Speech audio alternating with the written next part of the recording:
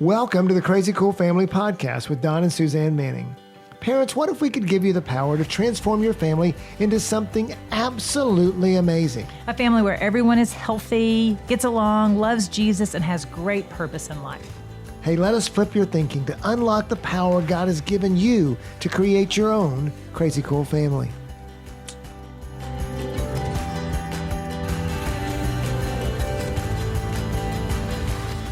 Hey parents, welcome to the Crazy Cool Family Podcast. Today, as we start the podcast, we want to let you know that this is going to be part one of a two-part series, How to Be an Awesome Parent. So join us today for part one of How to Be an Awesome Parent. Hello parents, welcome to the Crazy Cool Family Podcast with Don and Suzanne Manning. Today, we are going to have so much fun. It's a topic I absolutely love because I'm a big picture guy. I like the concepts. I like to have everyone see where we're going and how we're going. This is today, and the topic for today is how to be an awesome parent. And so just let us ask you a question first. I mean, do you want to be an awesome parent? I heard them all say yes. Well, I mean, maybe you just want to be an average parent. And maybe you just want to go, hey, I didn't hear one person say average, please. So when your child is getting married and he or she is standing up there giving that, what do you call it, the toast, then, do you want them to say, oh yeah, I had an average dad. My dad was okay. Yeah. I mean, he was fine. Or, I mean, mom was all right, I guess. Yeah. Or, do you want them to say, thanks, Dad. You were the best dad ever invented. I'm so lucky God gave you to me. Yeah. Or they would say, Mom, you're my very best friend and my inspiration for life. Yes. Isn't that what we're going for, moms? Isn't that what we want? Okay, at the toast of the wedding? Yeah. So which one do you want? Hey, my dad was okay. He was fine. Yeah, he was just fine. Yeah, he was there some of the time. Yeah, he was fine. And so then it's like, how, if you want to be the best, but it baffles me sometimes how, we are still with our ministry and everything we've done and 7 kids we had to be, we kind of became students of family. And, it was amazing to me how people parents would just either one, they didn't know what they were doing and didn't want to ask, or they thought when they were really young that they knew what they were doing. I mean, we were like, wow, we don't know what we're doing. We definitely knew we didn't know what we were doing. And we definitely knew we were in over our heads. And eventually we even got outnumbered. Yeah.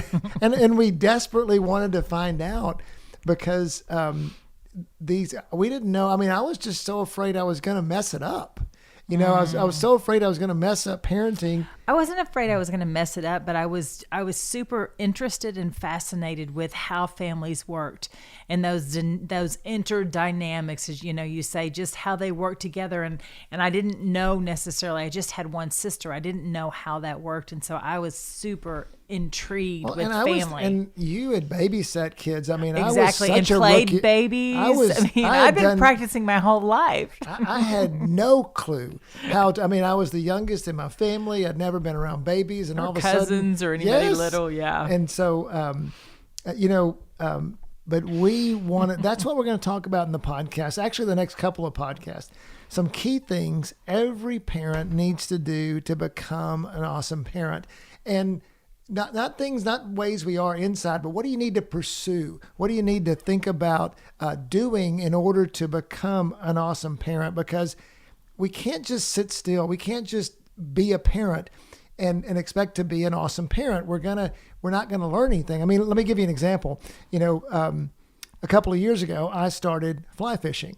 And so, and if you know anything about fly fishing, it's hard. It is. But I don't know anything about fly fishing. I just know that Don comes home and says it's hard. Well, and I had never even fished before, much less fly fished. And so and it's intricate. There's a lot of things to it. But I mean, just think about if instead of, if all I did to become a really good fly fisherman was I bought a fly rod and I went out and bought some flies and then drove out to the river and started fishing. I mean, I didn't get a guide. I didn't watch a YouTube video. I didn't ask any of my friends. That would have been helpful. Yeah. I mean, but if I didn't do that, but if I would have, what kind of results do you think I would have gotten if I had? I mean, it's hard enough doing it with a guide and watching videos and doing the things I'm doing, but I feel like that's what parents do sometimes. Wait, I want to go back to the story. Did you catch anything? Well, I caught it when I had the guide. So when you were on your own without knowing anything, you didn't catch anything? I don't catch Did you anything. even throw the rod well? Well, I mean, yeah, did the fly land in the water? Well, now it does because I've practiced and I've had people show me things.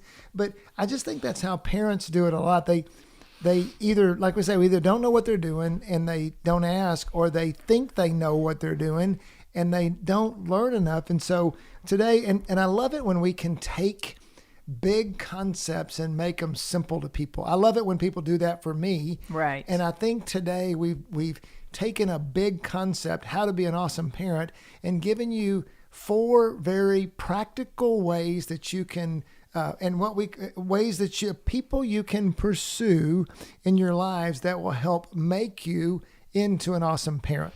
Yeah, so what I love about this is that we could say, well, to be an awesome parent, you need to be teachable, or you need to be flexible, or you need to be kind, or you need to be loving. I mean, the list could go on and on and on about the qualities that you need to have as an awesome parent.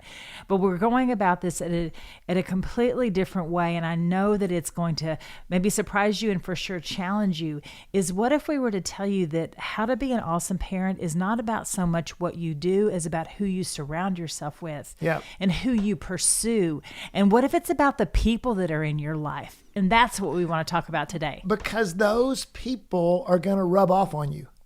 You become who you're around. I mean, one of the things we're not going to talk about here that's a big part, it's probably a separate podcast, is pursuing Jesus. Yes. And so we're talking there, about... but we're just assuming you're going to do that. Yeah, we're talking about pursuing people, but if you're around Jesus a lot, if you're around your Bible, you're going to become like Jesus. Well, what about the people you surround yourself with in life? And everything we're talking about today starts with pursuing people. Yeah, and so just to before we even go into the people that we're going to pursue, just think about your parents. And so many times we default to parenting the way our parents parented us because those were the people we were around. Yeah, we don't change the legacy. We don't change the legacy unless we want to, unless we realize I don't want to do that. I don't want to be the dad that spanks my kid all day long, all the time. I want a different. And that's what I love about the people that are part of Crazy Cool Family. What I love about you guys here is you guys are pursuing a different way to parent your kids, not by the people that you were around being your parents. And so we're just going to open your eyes to some different people that you're around and how they can influence being an awesome parent. Yeah, so the first ones are to pursue people in front of your family, to pursue people that are out in front of you, parents and even families that are ahead of you in the game. Proverbs 11:14 says, "Where there is no counsel, the people fail. But in the multitude of counselors, there is safety." And it's so interesting to me that verse says safety. It doesn't say there is success. It doesn't say, it just says, because you can, how many times as parent do you just want to know, man, I'm doing the right thing? That's going to be okay. We're going to be okay. And you might even say, in the multitude of counselors, there is confidence. That's what it says. And so, and really that's in so many ways how our entire ministry was birthed. We wanted to make it easier. We sought out lots of parents to mentor us, counsel us when we were younger parents. And we were like sponges. We would invite them over to dinner and we would ask them, okay, how did you potty train this child? How did you get sleep train this child? How did you get this child to eat peas? I just felt like I was constantly asking those older, wiser moms ahead of me, what was your successes? And the good things and the bad and all the things, what did you do when your teenager rebelled? What did you do when when there was a situation you didn't know what to do with? And so we definitely pursued those people in front of us, just a few steps ahead of us on the journey. I remember one time we were over at this family's house, and the mom, we had younger kids. They had a little bit older kids than we did. And she looked at her like, I don't know, 4-year-old child or whatever. And whatever the kid's name was, I can't remember now. And she said, it's time to take a nap. And the child just turned around and walked up to his bed and went and got in bed. And I'm like, wait a minute. What? I mean, that was like a magic trick to me. And so I wanted to know, I was like, how, because I spent days getting my kids to take naps. I mean, rubbing their backs and talking to them and reading books and everything else. And it was like, wow, that's amazing. Yes. How did you do that? And but it wasn't just that. It was like parents would maybe like grade school kids that obeyed, or had teenagers that they had good relationships with, and were like, oh my gosh, I remember being over at the Knowles house, and their son came home and he had been mudding in his Jeep, and his Jeep was just filthy. And I remember thinking, oh gosh, we're about to watch this kid get just dressed down and get in so much trouble and get grounded and all this stuff. And he comes in and the dad's like, hey buddy, did you have fun? Looks like you had fun. I mean, and it just opened my eyes to what kind of relationship you can have with your teenager, that they actually had planned that. And it was something that the teenager went out to do with the dad's blessing, not behind his back. Yeah. So one of the things that we encourage parents to do, encourage you guys as younger parents, is find those families and people that are in front of you that you want to follow. Who do you want to be like? Yeah. And what that's, like we said, that's why we developed our membership site, Basecamp, because we wanted to make it, and we started out through just creating courses that we taught to small groups, people we knew. And we always tell people that we were so blessed by what people did for us and how they invested in us, that we wanted to make our ministry how we invest in younger parents. And so we started out just, we wrote a book, we did small groups, and we did courses and things like that. And then the Lord led us to do things more with technology so we could expand our reach. But that's the podcast. Hello, all you people out there. Well, and ultimately with Basecamp, because it's just a technology tool to allow us to be one of those families that are out in front of you. And we really do mean, we always want to be there for you, and we'd love for you to be in your lives forever. But we also want to tell you to, seek mentors in your life. I mean, I have probably, I would say, and it doesn't mean a mentor's got to stay there for, 30 years, but I've had probably 4 or 5 real men mentors that I had that have dramatically influenced my life. And some of them have come and gone, some of them have stayed. But men, who's your mentor? Moms, who's your mentor? Who's that lady that you're going there?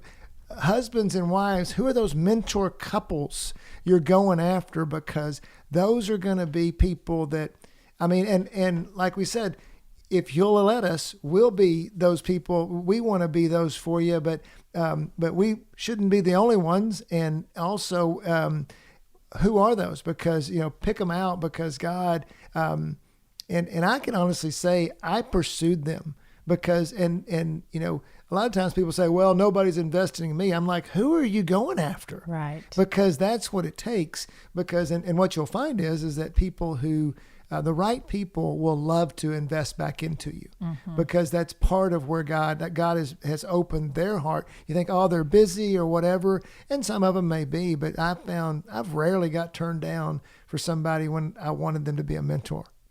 Yeah, so the picture that I just have in my head is that, we're all, I say it all the time, we're on this journey.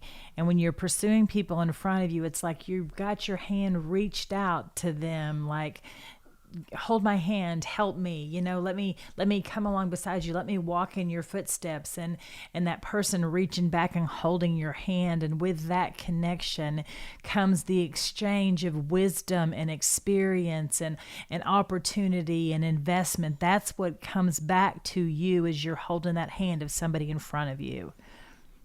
Yeah.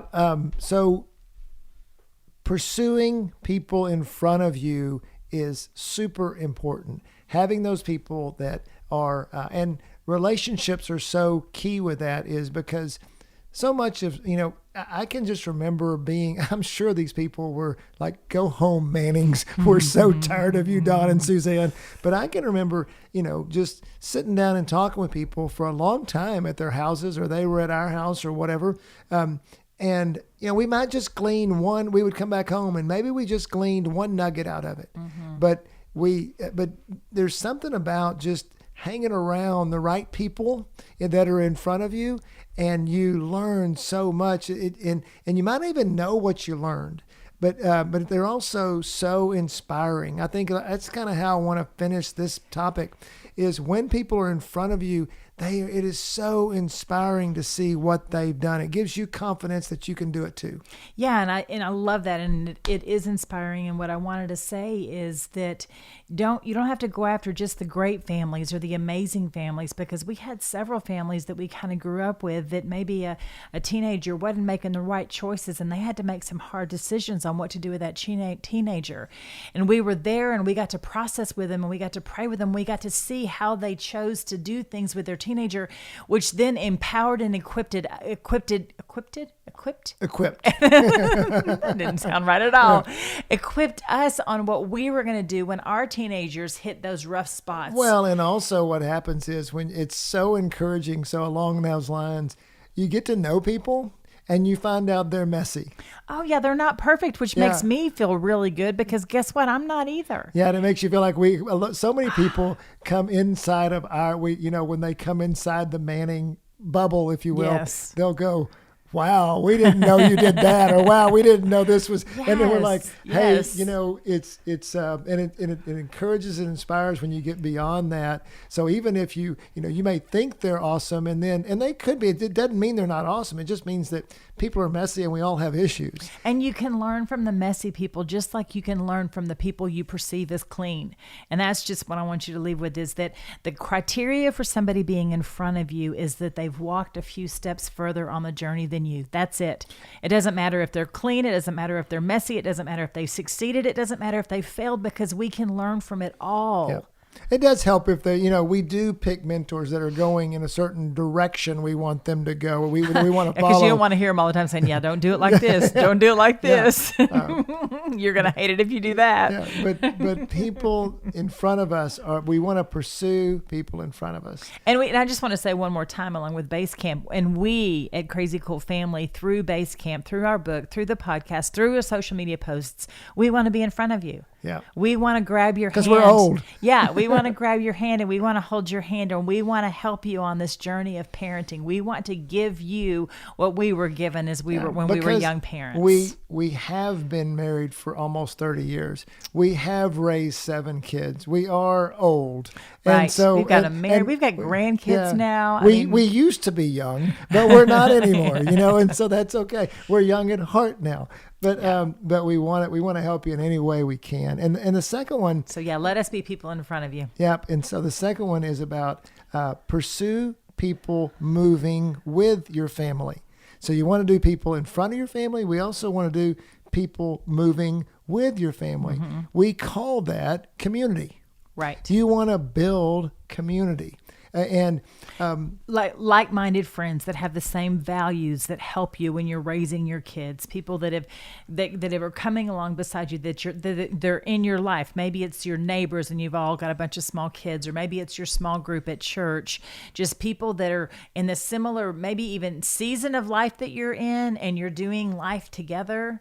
Yeah.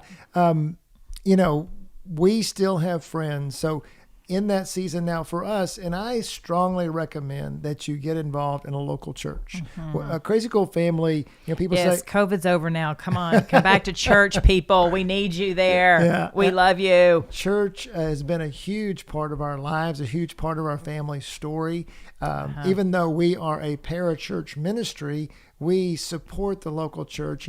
Our local church birthed this ministry with us, prayed over us, launched us. I talk to my pastor all the time for dedication counsel. And introduction in the book are from the 2 pastors from our church. Exactly. It's because the local church, and so parents, if you're not involved in a local church, let us encourage you to be involved, and find that local church, because you can build community there. It's the easiest place to build community of like-minded people.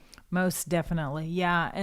One of the areas that we had like-minded people was we homeschooled for a season. And a lot of those people we actually did go to church with. I mean, until we started going to homeschool co-ops and stuff like that. And then we had exposure to people that we didn't necessarily go to church with. But I think about that, those people moving together, us moving together with those different families and us celebrating the 4th of July. I mean, at one point in time we had, I think it was only 4 or 5 families, but there was probably 50 people there. Right. Because when Lots of everybody's kids. got 5, 10 kids, and that's who our kids' friends were. They weren't necessarily friends that they had met somewhere that we didn't know their parents. All the families were together. Or we would go on vacations. Remember we went snow skiing one time with Right. like 4 or 5 families, and Right. and I look back over our children's childhood, and that's what it's built with. It's literally built with people that were moving and growing with us. Right. Because parents, one theme of family that we see a lot, and even within families and outside with different family units, the enemy wants to isolate you, but good. God Yes. wants you to live in community. Yes. Just look at Ecclesiastes 4:12 says, though one may be overpowered, 2 can defend themselves, but a cord of 3 strands is not quickly broken. The more you weave yourself in with other people, the less likely your family is to be broken. There's so many reasons for that. One of them is that you're more likely to know what's going on with your kids. Mm-hmm. You're more likely because you're building that community and more people. There's not isolation. That kid's not in their room all the time. They're out with Right. people and doing things. And you, as well as you have this community of people that you can talk to. So you don't feel like that you're the only one failing. You feel like there's other people around you that are having success and failures along with you. Yeah, and I think that so many times as moms, we feel lonely. I mean, it's lonely parenting when you're at home with small children who can't have an intelligent conversation other than fix me a peanut butter and jelly sandwich. Right. And so when you've surrounded yourself with like-minded moms, then you can go on an adventure together like we did when we would go to the museum or go to the park, and we could sit there and have conversation and watch the kids play. Or the dads, like, what value did you have when we got together with the dads? And I was just laughing because I remember you going with another mom in a van with our Cross country. We had 5. We had 5, and they had 5, and so it was. Actually, I had 4 because I was pregnant with Michael and she was pregnant with Cole. Yep, and so we each had yeah. 4 little kids, but they were like 8 and under. I mean, Yes. they were. And And they- we went to and they Mississippi, Alabama, Georgia, up to Tennessee. Yeah. Why did your husbands? I'll tell you why our husbands let us do that, because they're thinking a week without all these kids. Yes. Yes. Bless you. Go, wife. Go make it happen. Here's the credit card. Enjoy. We'll rent the van. But there's so many memories we have. In fact, today when we see those families, there's a special connection we have. And even though the families have dispersed, I mean, we're still in the same, a lot of us are still in the same community, Right. same area here, but different churches and different seasons of life. I mean, we kept having kids and some of them didn't. So they're still there. They're like, see ya. Yeah, exactly. But we get back with them. And it's, Well, what's so fun now is that because that legacy's there, I actually went to one of the girls, so my friend's daughter's baby shower.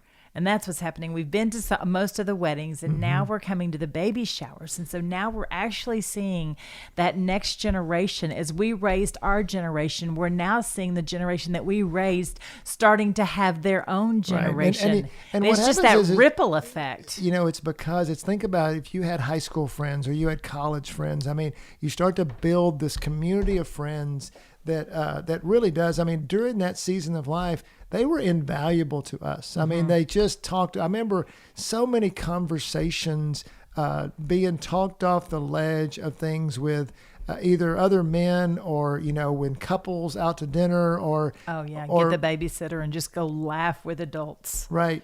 And so we want to encourage you. So people moving and people moving with your family means, man, look for people that are the same age as you are, have the Same same season.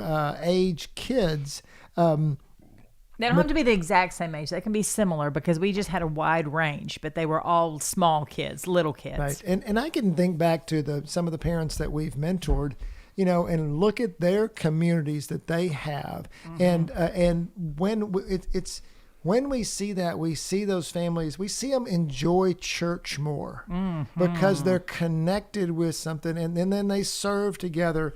These guys work out together, or they go hunting together, Yes. and the women go do their thing Remember when together. you guys all took everybody camping? All the little kids camping? Oh, wow. That was, I don't know which was worse, your trip in the van or us camping, but, and everybody has, just, it's like when we get our family together now, we talk back about the memories we had. That's what happens when we get with these families. We have those memories that get created, and what it does for you with your family right now is it just gives them, for example, we would tell our kids, it's a whole lot easier to stand together than it is to stand alone.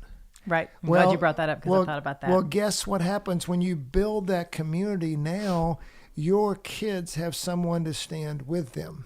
You've got somebody moving along with you. And so that's like-minded, that's going to make the same decisions, that believes in spending the night or not spending the night, or playing with this or not playing with this. And so I say it's easier to stand together than it is to stand alone. I think that's what I said. I think that's what you said. I actually think it's hard. Maybe I said it's harder to stand alone than it is to stand. But it goes back to Ecclesiastes 4:12.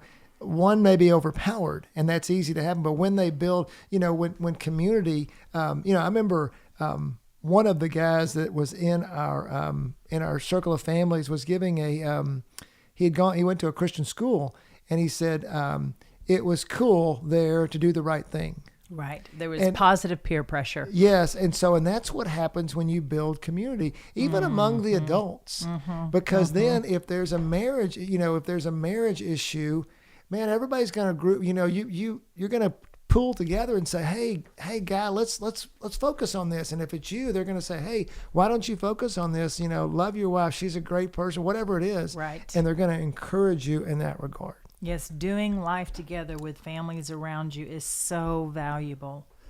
So we're back to, if you've forgotten now what we're talking about, it's how to be an awesome parent. Right. And so what we're doing, and we mentioned this at the very first, that we're going to do this as part of a 2-part podcast. So we're going to wrap this one up. So we're going to wrap this one up, but we want to remind you that what we're doing is we are talking about things to do to be an awesome parent. And we've talked just about a couple of them. Pursuing the people. We talked about it first, just pursuing people. Right. But that's what, and even in the last 2, we're going to talk about the 2. And what are they? More people. We're going to pursue more people. Yeah. What are they? You're going to have to come to the next podcast to find out. So, but we're going to talk more about pursuing people and how when we pursue people, we become the awesome parent that we want to be. I would even say we become an awesome person, not just parent. Yeah, that's true too. Yeah. So we will share with those last 2 with you next time. So come back and see us next week on part 2 of how to be an awesome parent. Hey, I hope these 2 podcasts on being an awesome parent are helping you get a vision for how you can do things differently as a parent to better connect with your kids and help inspire them to connect with Jesus and connect back to you. But hey, parents, we want to go deeper with you than just our podcast. Our passion is to train you, to guide you into everything God has for your family. You can read our book, you can listen to our podcast, and those are helpful. But the best way we can help you is through a membership we've designed that we call Basecamp. What's a membership site? It's a way through technology that we can give you all of our content and interact with you over time to teach, inspire, and guide you on your parenting journey. We can't learn parenting overnight. We can't learn it by just reading a book. Basecamp allows us to drip our crazy cool family content into you a little or a lot at a time at your pace, so then you can go out and apply it with your family and then come back for more. Listen, parents, if you could invest just a small amount of your time and resources each month, and it would give you the blueprint on how to be an awesome parent and give you the best shot at your family being awesome, would that be worth it to you? That's what we designed with Basecamp, And that's what we have for you. Go check it out. We open up membership a few times a year, and it's open right now. Go check out the link in your episode notes or in your podcast email. Come join us in Base Camp. It's the best investment you will ever make in your family.